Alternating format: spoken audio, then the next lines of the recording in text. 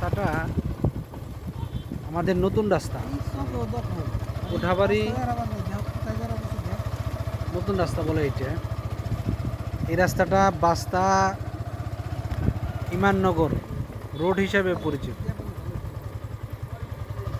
এই রোডটা গত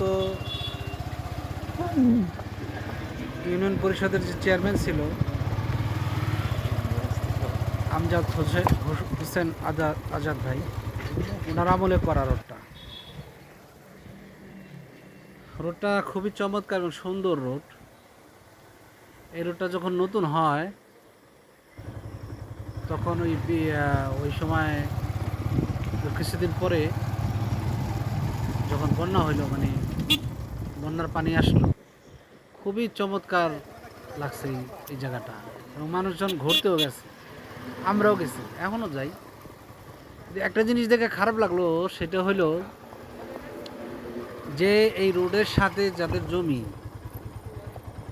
এদের অনেকেই দেখলাম, অনেকের জমির পাশেই দেখলাম যারা এরকমভাবে স্থাপনা বা বেড়া দিতেছে বা বেড়া দিছে অনেকে, যে একদম রোডের যে ইট সোলিং একদম ঘেইসা, আমার মনে হয় 1 ইঞ্চির জায়গাও রাখে না এরা।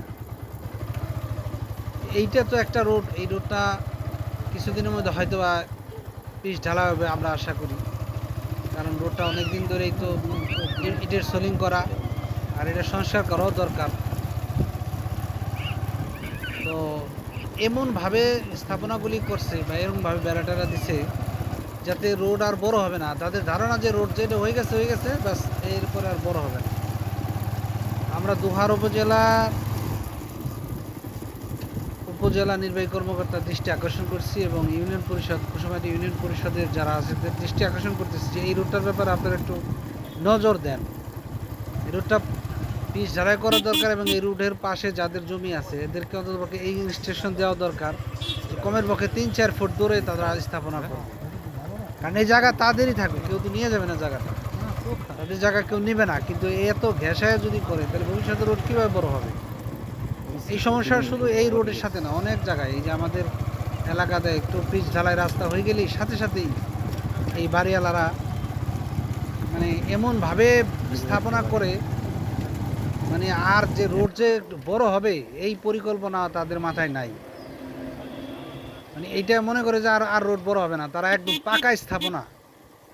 পাকা স্থাপনা করা শুরু করে দিচ্ছে। বিশেষ করে এই যে কার্তিকপুর বাজার থেকে কাছারিঘাট ব্রিজ পর্যন্ত এই রোডটার মধ্যে অনেক জায়গায় এরকম আছে যে তারা এমনভাবে স্থাপনা করছে